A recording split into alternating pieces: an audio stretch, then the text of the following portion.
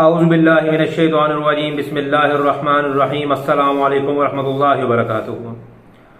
मोअज़्ज़िज़ नाज़रीन, आप देख रहे हैं इल्म ऑनलाइन यूट्यूब चैनल और मैं हूं आपका मेज़बान।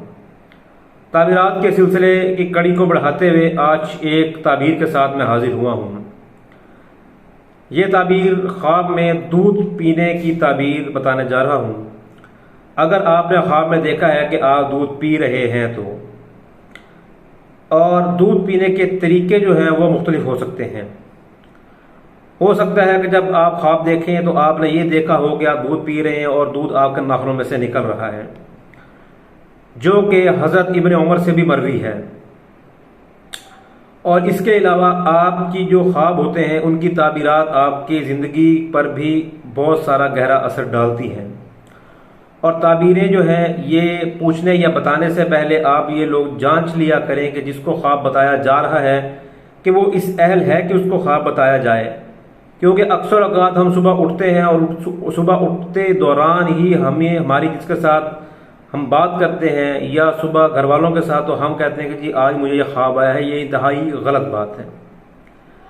ख्वाब की ताबीर आप बहुत ही ख़ास बंदों को बता सकते हैं या जिसको ताबीरात का इल्म हो।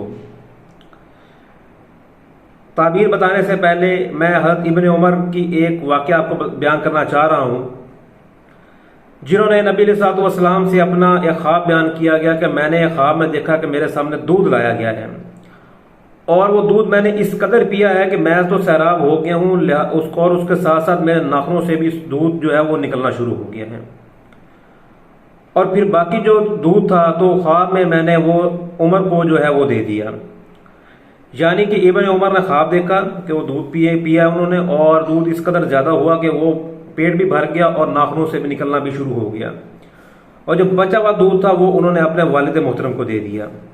तो नबी सल्लल्लाहु से पूछा गया कि इसकी ताबीर क्या है, तो उन्होंने फरमाया कि इसकी ताबीर इल्म है।